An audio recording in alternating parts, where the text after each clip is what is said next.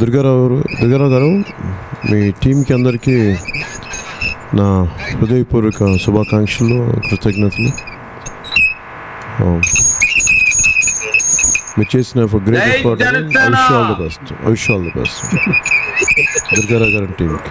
Wish all the best.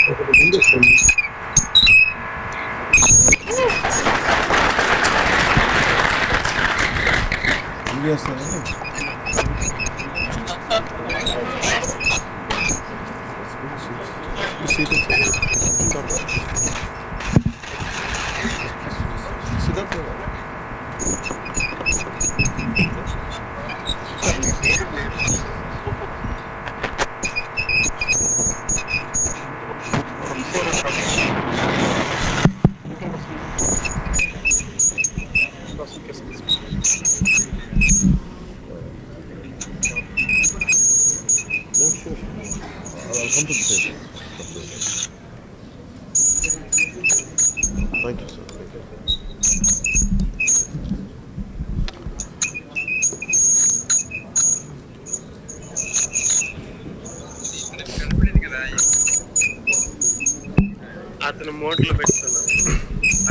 ఇక్కడికి వచ్చిన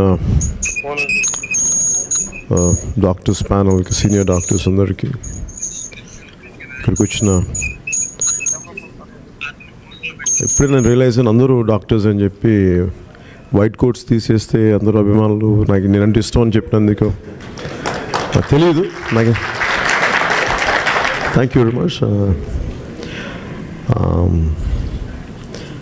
అంటే నేను ఎప్పుడు ఇంతమంది డాక్టర్స్ సమూహంతో నేను ఎప్పుడు మాట్లాడలేదు. సో అందువల్ల అంటే 1,00,000 మందితో మాట్లాడటం నాకు చాలా తేలిగ్గా ఉంటుంది, కానీ 1,00,000 మంది మేధస్సును కదిలించగలిగే ఒక్కొక్క డాక్టర్ మాట్లాడటమే కష్టం. అలాంటి ఇంతమంది ఒక రూమ్లో ఉంటే దాదాపు చాలా లక్షల మందితో మాట్లాడినట్టుంది. అందులో కొంచెం టైం తీసుకుంటాను మాట్లాడటానికి. ఇలాగ మీరు మాట్లాడుతూ ఉంటే నేను చాలాసార్లు నా లైఫ్లో maybe came from a very small beginning. నా పెద్ద అందరిలాగా కన్వెన్షనల్గా నేను చదువుకోలేదు. Conventional schooling or college or university,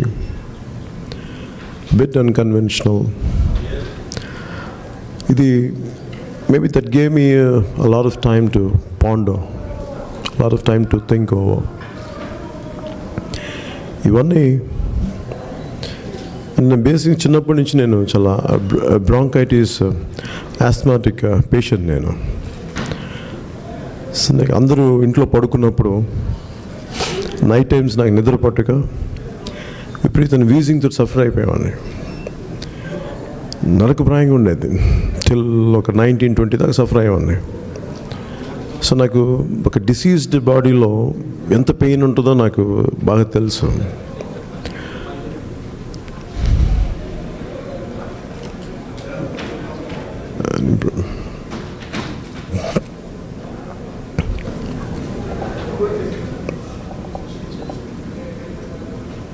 ఇక్కడ కూడా ఇలాంటి సమస్యలు ఉంటాయా?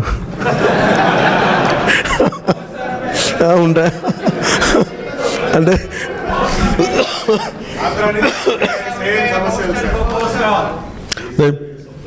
నాకు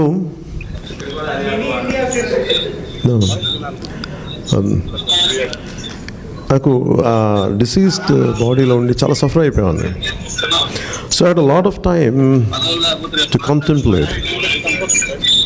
చాలామంది సఫర్ అవుతున్నారు, అందరు బాగున్నారు, ఇంట్లో అందరు పడుకుంటే నేను ఒక్కడిని అర్ధరాత్రి పూట ఈ వీజింగ్ తోటి ఉన్నప్పుడు జీవితం గురించి ఆలోచించేవాడిని. నాకు 8th క్లాస్ 6th గ్రేడ్ నుంచి అప్పుడు ఎక్కువ చదువుతూ ఉండండి, ఏం చేయాలో తెలియక. మా నాన్న పుస్తకాలు చదివేవాడిని, ఇంకా పెద్దల పుస్తకాలు చదివేవాడిని. చదువుతున్నప్పుడు నన్ను బాగా తాకింది. మాకు చిన్నప్పుడు ఇలస్ట్రేటెడ్ వీక్లీ ఉండేది. దాంట్లో గీతాంజలి అనే ఒక అమ్మాయి, 16-year-old అనుకుంటా అమ్మాయికి, షీ డైడ్ ఆఫ్ క్యాన్సర్. అమ్మాయి చనిపోతూ చాలా పోయిటరీ రాసింది, చాలా పోయమ్స్. అవన్నీ చనిపోయిన తర్వాత వాళ్ళ మదర్ అవి కనిపి అంటే it was stucked under the beds and pillows and bedsheets, తన ఓల్డ్ క్లోత్స్, బుక్స్ మధ్యలో.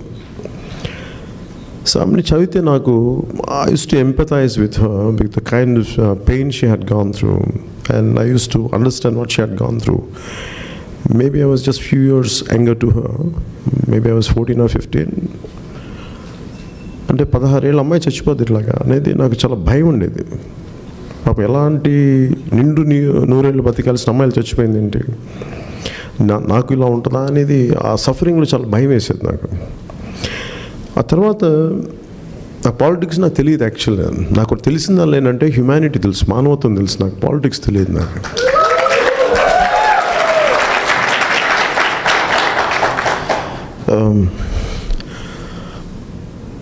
ఎందుకు కన్వెన్షనల్గా చదువుకోలేకపోయానంటే నేను అడిగే ప్రశ్నలకి నాకు క్లాస్ పుస్తకాలు కానీ పాఠాలు కానీ నాకు సమాధానాలు చెప్పలేదు.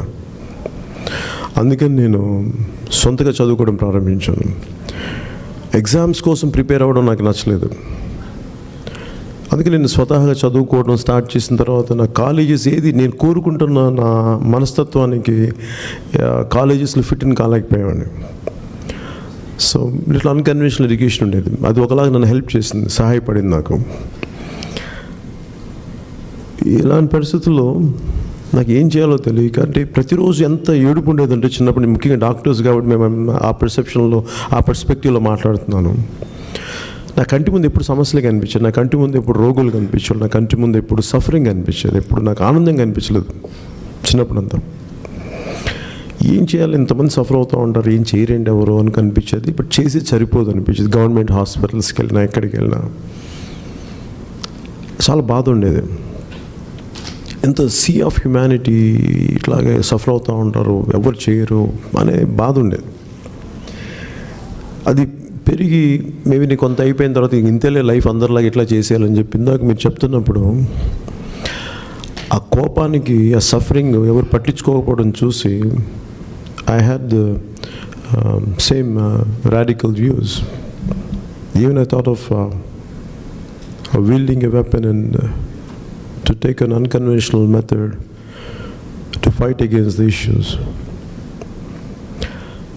అంటే తుపాకీ కొట్టడం ద్వారా రాజ్యం సిద్ధిస్తుంది అని మనం చిన్నప్పుడు చదువుకునే వాళ్ళం. మేబీ అలా చేస్తే వస్తేమో అంత అవినీతి, అంత అన్యాయం చూసి చాలా బర్నింగ్ ఉండేది. ఆ బర్నింగ్ అంతా ఒక స్థాయికి వచ్చాక అది ఏమైపోయిందంటే ఈ ప్రపంచం మారదులే, ఇది నా పిచ్చి అనుకునేవాడిని.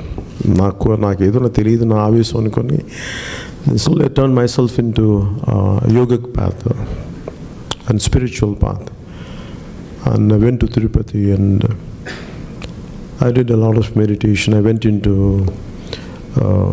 Kriya Yoga by the age of 21, 22. And by 21, 22 I found my peace.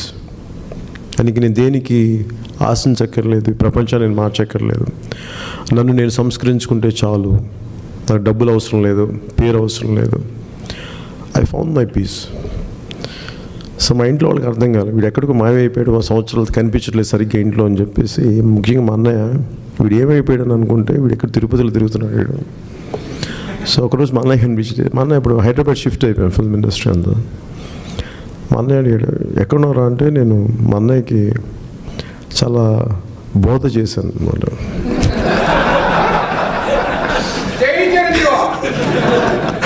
మంచి బోధ చేశాను అనమాట. ఎట్లా ఉండే జీవితం అంటే ఏంటి, ఎన్లైటన్మెంట్ ఏంటి అంటే. అప్పటికి అంటే అప్పటికి నా పరిస్థితి ఎలా ఉండేదంటే ఒక 3-3.5 గంటలు 2.5 గంటలు పద్మాసనంలో కూర్చొని ధ్యానం చేసేవాడిని. మండూక ధృతి అని ఒక స్థితి ఉంటుంది మెడిటేషన్లో. అది లెవిటేషన్కి ముందు ఒక 1/2 ఇంచ్ 2 ఇంచెస్ ఎగురుతుంటారు మా పద్మాసనం. నాకు అలాంటి స్థితి ఉండేది. సో నేను అనుకున్నాను ఇలాంటి శక్తులన్నీ సాధించేసి ప్రపంచాన్ని బాగు చేద్దాం అనేది. అది so the intention was to get in to spiritual path to help people. Then I realised. So ఇది I'll come back to the point. మా అన్నయ్య చెప్తా ఉన్నాను, నేను ఇలా చేద్దాం అనుకున్నా, అది ఇది చెప్తా ఉంటే మా అన్నయ్య చాలాసేపు విన్నాడు మాటలు. చాలాసేపు పరీక్షగా చూశాడు, నన్ను విన్నాడు. నేనేమో నా వాగ్దాటితో చెప్పుకుంటూ వెళ్ళిపోతా. అంటే ఏమైనా నేను మాట్లాడేటప్పుడు చాలా కన్విక్షన్తో మాట్లాడుతాను. అంటే ఇప్పుడు నేను if I'm wood cutter, I can sell the concept of cutting woods and chopping wood, how beautiful is it, and అందరికీ ఒక టెంప్టేషన్ కలిగించేలా చేస్తున్నాను. సో మా అన్నయ్యకి ఎన్లైటన్మెంట్ పాత్ర కూడా అలా చెప్తుంటే మా అన్నయ్య అందరూ కొనుక్కుంటారు కానీ నా కాన్సెప్ట్ మా అన్నయ్య కొనుక్కోలేదు ఆ రోజు. సో మా అన్నయ్య అన్నారు, నీకేంట్రా అన్న అలాంటి అన్నయ్య ఉండి, అలాంటి అన్నయ్య ఉండి నీకు ఎవరికి సంపాదించి పెట్టాల్సిన అవసరం లేదు, నేను ఎవరు చదివేవాలేదని అడిగేవాడు ఎవరు లేడు, నువ్వు ఎన్ని కథలని చెప్తాను. బట్ తనకి ఎక్కడో అనిపి, కానీ నేను చెప్పాను. తను ఒక మాట ఏమన్నాడంటే, నేను జెన్యూన్గా చెప్పాను ఆ రోజున, నాకు అంత కమిట్మెంట్ ఉండింది ఆ రోజున. సో మనైతే మాట్లాడుతూ చెప్పాను, లేదు లేదు నిజంగానే మాట్లాడుతున్నాను అంటే, చాలాసేపు తను ఒక మాట అన్నాడు, నువ్వు డబ్బులు సంపాదించి పేరు సంపాదించి will you be the same person, నువ్వు ఇదే మాటలు అనుభవంతో చెప్పగలవా అన్నాడు. నాకు నీ whatever your knowledge, it is mere knowledge, it is not wisdom, it is not learn by experience, it's not gain by experience.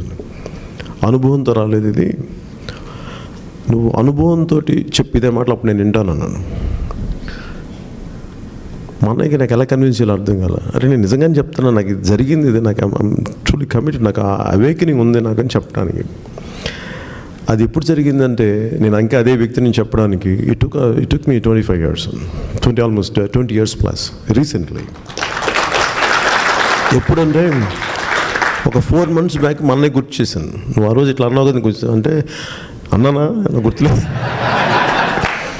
అంటే నేను చెప్పాను, అన్నావు అంటే ఏదో అని ఉంటాను రాను, లేదు నువ్వు ఎంత సీరియస్గా కామెడీగా అన్నావు తెలియదు కానీ నేనే చాలా సీరియస్గా తీసుకున్నాను ఆ మాట.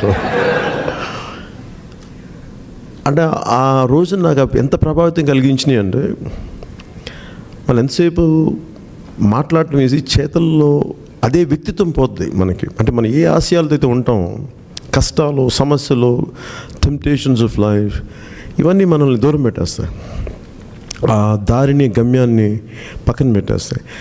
నాకేంటంటే ప్రతిసారి నాకు ఆ దారి తప్పాలి అనే పరిస్థితులు ఉండేవి నాకు ఎప్పుడు, రకరకాల సమస్యలు.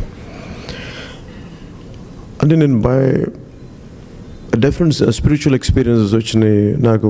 చాలామంది చూసుండొచ్చు, నేను ఐ థింక్ ఖుషి సినిమా అయిపోయాక గుండు కొట్టించేసుకున్నాను అనమాట. ఎందుకంటే నాకు రోజు మేకప్ వేసుకొని జుట్టు దువ్వుకోవడం విసుగొచ్చేసి జుట్టు తీసాను ఒక రోజు.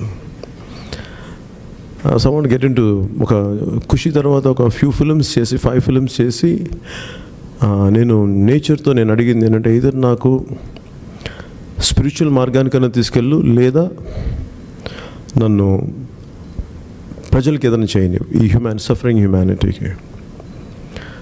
కానీ నాకు రెండు చేయలేదు. నన్ను 10-12 సంవత్సరాలు నాకు నరకం చూపించేసిన జీవితం. రోజు ఎందుకు లేచామో నాకే తెలియదు. అండ్ ఆ రోజు పడ్డ సఫరింగ్, పోస్ట్ ఖుషి రేపు రిలీజ్ అంటే, నాకు ఈ రోజున సినిమా చూస్తుంటే నాకు అనిపించింది, నీకు చాలా సఫరింగ్ ఉంటుందని నా లోపల నుంచి, నువ్వు చాలా బాధలు పడతావు ఈ రోజు నుంచి అనే లోపల నుంచి నాకు అనిపించింది. ఏంటంటే ఇంత మంచి సినిమా బాగుందంటే ఇట్లాంటి భావన వస్తుందని నాకు అనుకున్నాను. ఆ భావన పోవడానికి నాకు మళ్ళీ తిరిగి నాకు శక్తి రావడానికి నాకు గబ్బర్ సింగ్ వరకు పట్టింది నాకు. అది కూడా ఆ పోలీస్ స్టేషన్ సీన్ చేస్తుంటే, అంటే నేను అది ఒక టాంజిబుల్ చెప్పలేను, కానీ ఆ రోజు నేను పోగొట్టుకుంది ఖుషి రిలీజ్ ముందు రోజు తిరిగి ఆ ఎనర్జీని గెయిన్ చేయడానికి, I don't know how long, maybe 10 years or 12 years తెలియదు కానీ మర్చిపోయాను ఎగ్జాక్ట్గా. అది ఆ Gabbar Singh police station scene చేస్తున్నప్పుడు నాకు అనిపించింది, తిరిగి నాకు అది వచ్చింది ఆ ఎనర్జీ, ఇదే నేను పోగొట్టుకుందని. అంటే నేను పోగొట్టుకెళ్ళదు, ఆల్రెడీ నాలో ఉంది, కానీ అంత సఫరింగ్ పడ్డాను జీవితంలో.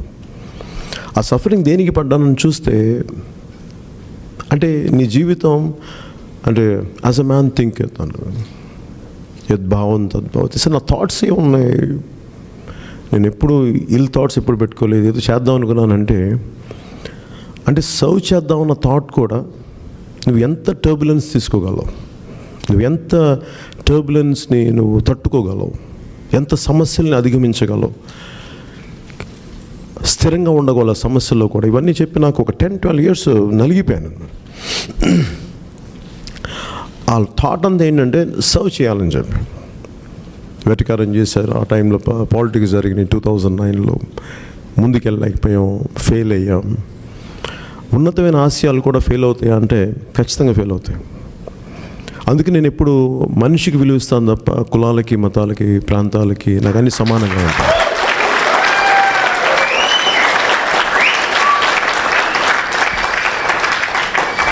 నాకు ఇవన్నీ చేసుకుంటూ వెళ్తుంటే నాకు ఎక్కడ అనిపించిందంటే, మన ఇందాక తెలంగాణ అని మాట్లాడుతూ ఉంటే నాకు బాగా సఫర్ అయ్యి, అంటే పొలిటికల్ ప్రాసెస్ ఎంత దారుణంగా ఉంటుంది అనడానికి, నల్గొండలో ఫ్లోరోసిస్ ఇష్యూ ఉంటే నేను హెల్ప్ చేయడానికి సినిమా ఫంక్షన్లు చేసి ఆ డబ్బులు ఎందుకు అలా పెట్టడం అని చెప్పి, ఆ డబ్బు బదులు అట్లా ఖర్చు పెట్టే కంటే కూడా ఏదన్నా ఒక ఈ reverse osmosis clean water plant పెడదామని చెప్పి మనుషులను పంపిస్తే అక్కడ లోకల్ పొలిటీషియన్స్ సపోర్ట్ చేయలేదు. అసలు నీకేం పని ఇక్కడ, మీకేం పని అంటే జనాలకి, ప్రజలకి చేయడానికి కూడా వీళ్ళకి ఏదో స్వార్థం ఉంటుందేమో. మానవత్వంతో చేస్తాం అనేది సగటు రాజకీయ వ్యవస్థ, అందరం చెప్పలేము, సగటు రాజకీయ వ్యవస్థ మన పడనివ్వదు. నాకు అది చాలా డీప్ అవేకనింగ్ కలిగింది ఆ రోజున. అంటే ఇది ఒక మంచి పని చేయాలి అంటే కేవలం మనం ఒక NGO పెడితే సరిపోదా అని థాట్ అనిపించింది. ఆ తర్వాత 2009లో ఆదిలాబాద్ ఒక తాండాకి వెళ్తే క్యాంపెయినింగ్, పాపం మారుమూల అవి గోండు తాండాలు వెళ్తే నాకు అనిపించింది, ఆ మూలకి వెళ్తే వాళ్ళు అడుగుతుంది చాలా దుమ్ము కొట్టుకుపోయినాయి, ఇదన్నీ ఉన్నాయి. వాళ్ళకు ఉందాలేంటి ఏంటని అడుగుతుంటే వాళ్ళు నాకు మరాఠీ యాసలు అంటే మరాఠీ కలిసి ఉంటుంది గోండు భాష. సో నాకు కొంత మరాఠీ తెలియటం వల్ల వాళ్ళకి మాట్లాడుతుంటే వాళ్ళల్లో ఒక పెద్ద ఆవిడ, అంటే నేను మీలాగా అంత మెడిసిన్ చదువుకోలేదు కాబట్టి నాకు అర్థం కాదు ఏంటంటే, పుట్టు గుడ్డి ఒక ఆవిడ, ఒక 60 ఏళ్ళు ఉంటాయేమో, ఆవిడకి కనుగుడ్డు లేదు అసలు. కానీ మేబీ కనుగుడ్డు లేకపోయినా కన్నీళ్ళు వస్తాయా అంటే, ఆవిడ కన్నీరు కాలుస్తూ ఏడుస్తుంది. ఏంటంటే, మాకేమొద్దు నీళ్ళు తెప్పించావా, మాకు నీళ్ళు కావాలండి. ఏంటంటే అన్ని తాండాలు కలిపి ఒకటే ఒక చిన్నపాటి ఒక వాటర్ పాయింట్ ఉంది, అది అందరు కొట్టుకుంటుంటారు దానికి, ప్రభుత్వాలు ఏం చేయవు. సో నాతో పాటు పక్కన ఆ టైం పొలిటికల్ లీడర్స్ అందరూ ఏమన్నారంటే, మన పార్టీ వస్తే అన్నీ చేస్తామని చెప్పండి అంటే, నాకు అసహ్యం వేసింది ఆ మాట చెప్పడానికి. నేను చాలా అన్యమనస్కంగా తలాడించేసి చెప్పి వెళ్ళిపోయాను. నెక్స్ట్ డే మార్నింగ్ ఏదో ఒక మీటింగ్లో కూర్చొని మాట్లాడుతుంటే నా ముందు ఒక వాటర్ బాటిల్ పెట్టారు. వాళ్ళు సఫర్ అవుతుంది, మనం ఇక్కడేమో సుఖాల మధ్యలో ఇంకొంచెం ఎక్స్ట్రా సుఖం కావాలి ఇలా ఉంటే, వాళ్ళు అక్కడ మాట్లాడుతుంది మాకు ఒక్క నీళ్ళు కావాలి, ఇంకేం వద్దు అంటున్నారు. ఏమొద్దు బాబు, మాకు కొంచెం నీళ్ళు ఇప్పించు మాకు. ఆ వాటర్ బాటిల్ చూసి నాకు గిల్ట్ వచ్చేసింది, నేను ఎలా తాగలుగుతున్నా నీళ్ళు అని. వాళ్ళకి ఒకవైపు నీళ్లు లేవని.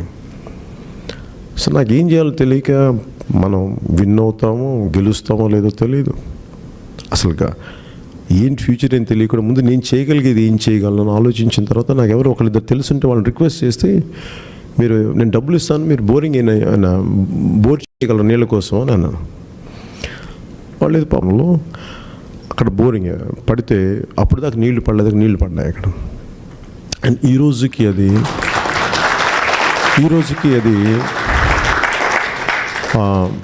నీళ్ళు వస్తూ ఉన్నాయి. అంటే నేనేమంటే, ఒక మంచి మనసుతో చేస్తే ప్రకృతి కదులుద్ది, మార్పు వస్తుంది. నా ఫస్ట్ కాన్ఫిడెన్స్ నాకు ఇచ్చింది. ఇదే సమస్య నేను ఏ మూలకెళ్ళినా, ఆంధ్రాలో ఏ మూలకెళ్ళినప్పుడు, ఉద్దానం కూడా ఇందాక మీరు మాట్లాడుతూ ఉంటే, ఉద్దానం అంటే ఇంత పేదరికం ఉంటుందా అంటే, మన పక్కింట్లోనే ఒక పక్క వీధులు ఇంత పేదరికం ఉంటుందని మనకే తెలియదు. ఎందుకంటే మనం cocooned బై కంఫర్ట్, ఎంతసేపు భోగలాలసు సుఖాల మధ్యలో ఉండిపోయి మన కష్టాలు తెలియదు.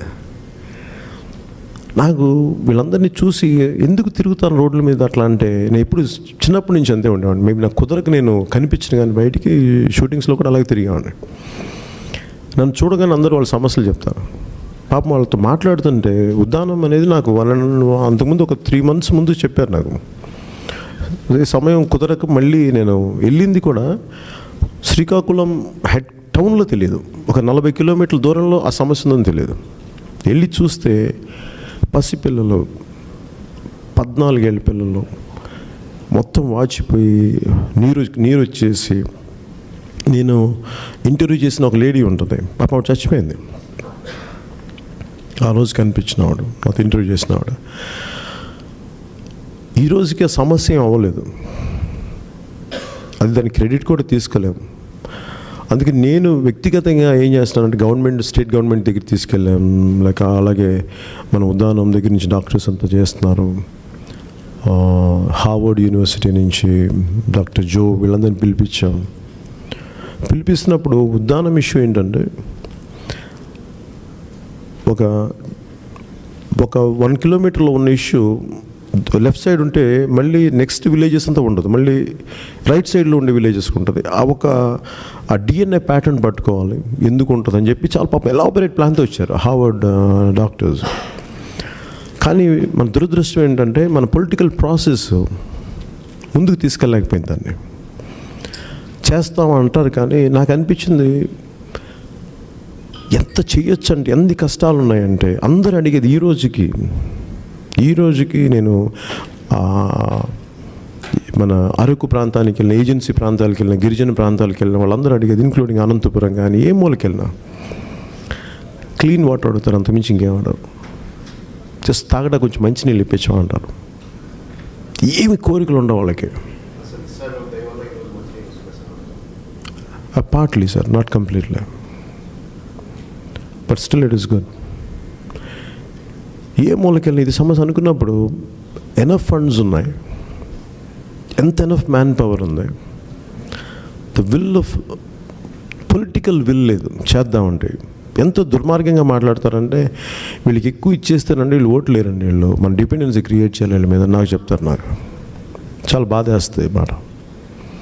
సో నేనేమనుకున్నానంటే ఎక్కడో చోట పని చేయాలి మిగతా వాళ్ళందరికంటే కూడా అని చెప్పి, ఎస్పెషల్లీ ఉద్దానం గురించి మాట్లాడుతున్నప్పుడు నేను పవన్ కళ్యాణ్ ఈ learning centre for human excellence ఒక ట్రస్ట్ పెట్టినప్పుడు నేను అనుకున్నాను ఉద్దానం గురించి let me establish hospital, care, ఒక రీసెర్చ్ ఇన్స్టిట్యూట్ నేను స్వచ్ఛందంగా నేను ఎంతో కొంత దాన్ని పెట్టాలని చెప్పేసి దాన్ని ఐ స్టార్టెడ్ మొన్న ఇనిషియేట్ చేసిన ప్రాసెస్. ఎందుకంటే దానికి ఇక్కడికి నా పర్పస్ ఏంటంటే మనీ, డబ్బు కంటే కూడా మైండ్ షేర్, మన చేద్దామని తప్పన మారుద్దామని తప్పనే మారుస్తే కానీ మనం నేను డబ్బులు ఇచ్చేస్తే అవ్వదు సమస్య. ఫిజికల్ కాంట్రిబ్యూషన్ రావాలి. అంటే మీకు సమస్య మీకు వచ్చినప్పుడు మీకు వచ్చే మీ ఇన్వాల్వ్మెంట్ కానీ మీ కమిట్మెంట్ కానీ చాలా తేడా ఉంటుంది. సో ఈరోజు మీ అందరి దగ్గర నుంచి కూడా లెట్ మీ క్రియేట్ అన్ని పార్టీస్కి కులాల తాలూకు వింగ్స్ ఉంటాయి. ఒక బీసీ వింగ్ అని ఉంటుంది, ఎస్సీ వింగ్ అని ఉంటుంది. నాకు మనుషులు అలా కులాలు మతాల మీద వేరు చేయడం నాకు ఇష్టం లేదు. Prefer let me have a doctors wing for Janasena.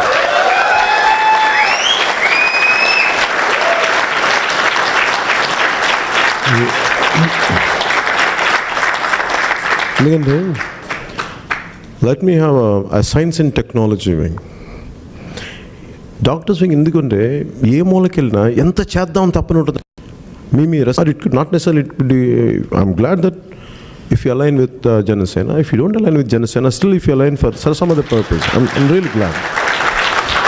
As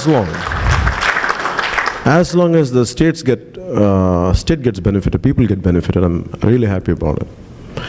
so నాకు ఇప్పుడు మీతో అందరితో మాట్లాడుతుంటే ఇంత ఉంది, మిమ్మల్ని అందరితో కలిపేస్తే మీ కాంట్రిబ్యూషన్ కనిపించదు, మీకు కూడా అందరితో సుఖం ఉండదు కలవడానికి.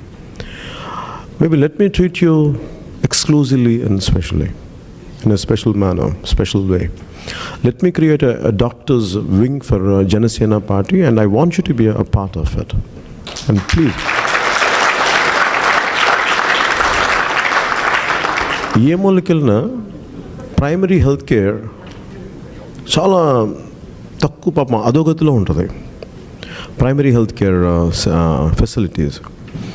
డాక్టర్స్ని ఈ మధ్యన మన కాకినాడ వీళ్ళందరితో మాట్లాడితే వాళ్ళు అడుగుతుంది ఏంటంటే, ప్రతి ఒక్కరికి ఐఏఎస్ క్వార్టర్స్ ఉంటాయి, ఎందుకు వెళ్ళరు, మీరు డబ్బులు అన్నీ ఇస్తాం, మీరు ఇంత గవర్నమెంట్ ట్యాక్స్ పేయర్స్ మనీతో మీరు అందరూ చదువుకున్నారు, మీరు గవర్నమెంట్ కాలేజీలో చదువుకున్నారు, why don't you give it back to society or the country అంటే పాపం ఎవ్వరు కూడా ఏ డాక్టర్స్ కూడా మాకు ఇష్టం లేదని ఒక మాట మాట్లాడరు. మాకు ఇష్టం ఉంటుంది కానీ మాకు పరిస్థితులు లేవు, అట్లాగా గవర్నమెంట్ నుంచి ఆ హెల్ప్ లేదని. ఏంటంటే మేము పిల్లలతోటి దూరంగా వచ్చేసేయాలి, రైట్ ఎడ్యుకేషన్ సిస్టమ్ ఉండదు మా పిల్లలకి, ఎలా మేము చేయాలి మాకు తెలియట్లేదని మాట్లాడుతూ ఒక డాక్టర్స్ ఇచ్చిన సలహా ఏంటంటే, why can't you create some kind of doctors community అంటే నాకు అనిపించింది. ఈచ్ మండల్లో the initiation we have taken is to create community living for doctors who is willing to work, go to primary health care centers, వాళ్ళ పిల్లల education కానీ, ఒక army head quarters ఎలా ఉంటాయో, ఒక సెంట్రల్ ఏజెన్సీస్ హెడ్ క్వార్టర్స్ ఎలా ఉంటాయి, ఒక ఐటీ వాళ్ళకి హెడ్ క్వార్టర్స్ ఎలా ఉంటాయి, అలాగే every mandal or every town should have community centre for community living for doctors. ఇవన్నీ పెడితే ఐ థింక్ డాక్టర్స్ వస్తారని చెప్పేసి that's how we are part of Janasena మేనిఫెస్టోలో టు ఇంప్రూవ్ హెల్త్ కేర్. డాక్టర్స్ని బాగా చూసుకుంటే then they'll take care of the patients. So అలాగే మీ అందరూ ఇంత తపన ఇంత ఉంది మీలో. జస్ట్ నౌ లెట్ మీ, అంటే నాకు టైం అంటే నాకు ఎంత ఇబ్బంది ఉంటుందంటే, నేను ఇంత లార్జ్ హార్టెడ్గా మాట్లాడతాను, బట్ నాతో వచ్చే వాళ్ళందరూ చాలా చిన్న మైండ్ సెట్ ఉంటుంది. Maybe for next elections, maybe for next year. Here I'm looking for at least 25 years నా లైఫ్ నేను పెట్టబోతున్నాను.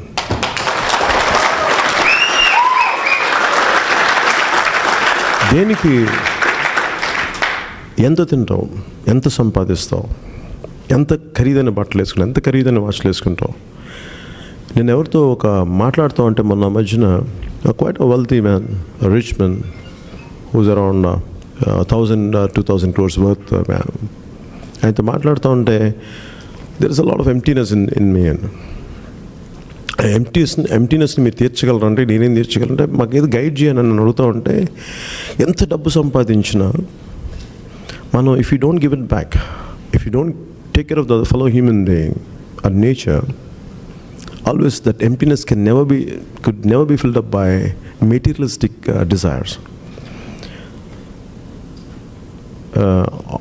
ఆర్థర్ షోపెన్హౌర్ ఏదో నేను చదువుతూ ఉంటే పుస్తకంలో, ఒక మనిషి ఒక సెల్ఫ్ సర్వింగ్ ఇండివిజువల్, అలాంటిది ఎక్స్ట్రాడినరీ సర్టన్ సర్కమ్స్టాన్సెస్లో వాడు ఎంత గొప్పడు అయిపోతారంటే, తన సెల్ఫ్ ఐడెంటిటీని పోగొట్టుకొని మిగతా వాళ్ళు బతికించేయడానికి మనిషి చచ్చిపోవడానికి కూడా సిద్ధపడతాడు. ఈ ఉదాహరిస్తా దీన్ని I think one of the mythology expert on mythology, I mean his name is what's his name, Joseph Campbell. Joseph క్యాంబెల్లో ఒక ఇన్సిడెంట్ చెప్తా, తన బుక్లో చదువుతూ ఉంటే, ఈ మన హవాయి ఐలాండ్స్లో ఒక particular I don't forget the name, it's about ఆ పీక్ ఉంటుంది, ఒక మౌంటైన్. అందరూ అక్కడికి వెళ్ళి కారు ఆపి చాలా బలంగా వీస్తున్న గాలిని తట్టుకొని చూస్తూ నిలబడుతుంటారంట. జస్ట్ చిన్న వాల్ ఉంటుంది. ఎవరో ఒక ఇద్దరు పోలీస్మెన్ వెళ్తూ ఉంటే, హవాయిన్ పోలీస్మెన్, వాళ్ళిద్దరు ఒకటి ఏం చూశారంటే, పెట్టుగోడ మీద కూర్చొని ఆ లోయలోకి చూస్తున్న ఒక మనిషిని whose about to commit suicide. So గబుక్కుని వెళ్ళి వాడు దూకేపోతుంది, ఇతను వెళ్ళి పట్టుకోపోతుంది. ఆ గాలి ఎంత బలమైన గాలి అంటే ఇద్దరిని లాగైపోతుంది. సో సెకండ్ పోలీస్మెన్ వచ్చి ఇద్దరిని లాగాడు. వాడు అడిగాడు పోలీస్మెన్, ఎందుకు నువ్వు ఇలా చేసావు, నువ్వు చచ్చిపోతావు కదా వాడితో, అంటే వాడు పడిపోతావు నువ్వు కూడా పోతావు అంటే, నీ పిల్లలు ఉన్నారు, బిడ్డలు ఉన్నారంటే, ఒకవేళ వాడు చచ్చిపోయింటే నేను నా జీవితకాలం నా మనశ్శాంతి కోల్పోయేవాడిని. ఎందుకంటే నా కళ్ళ ముందు ఒక మనిషి చచ్చిపోవడం, it's okay worth dying, but I don't let him die.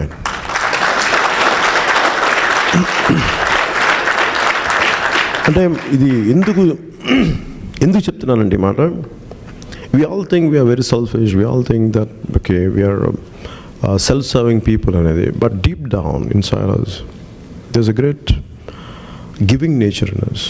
ఎంత గివింగ్ ఉంటుందంటే మనం చచ్చిపోవడానికి సిద్ధపడతాం. What made me to serve society విసిగిపోయాం. I want to give in myself completely till my last breath.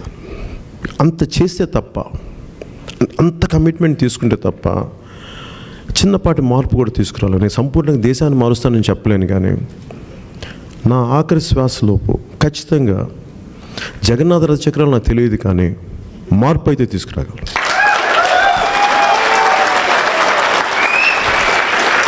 ఖచ్చితంగా మార్పు అయితే తీసుకురావాలి. I believe in that. And so నాకు బిఫోర్ మీరు ఎవరితో ఒకసారి if you can initiate doctors వింగ్కి an exclusive wing where you can serve back, you can give back your services to the country or to the state, and you'll feel complete, you'll feel enriched when you serve people. You'll feel enriched, a sense of accomplishment. I want you to go through that. It is my selfishness. I want you to go through it. When we are serving others, enrichment అది enjoy చేస్తే నాకు ఈ రకరకాల addictions చెప్తారు, but serving humanity is the biggest addiction. అది ఎంత అందంగా ఉంటుందంటే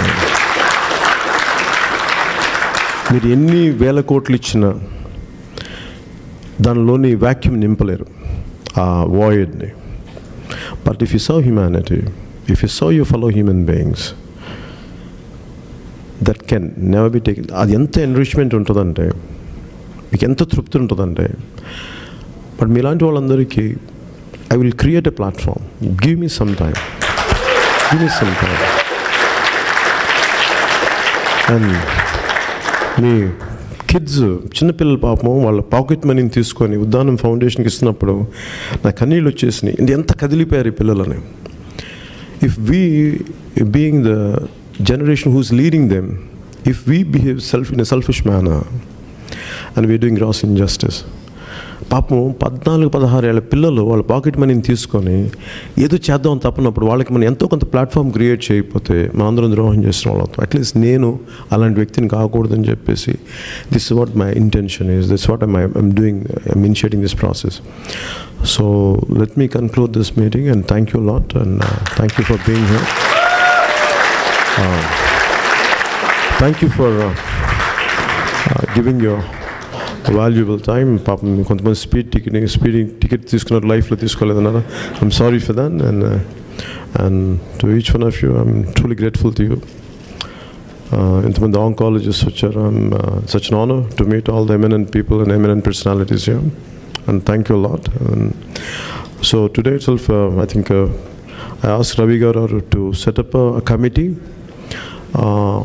to initiate a doctor's wing, NRI doctor's wing from North America to be a part of Janasena. And thank you very much. And I'm grateful to you, sir. I'm grateful to you.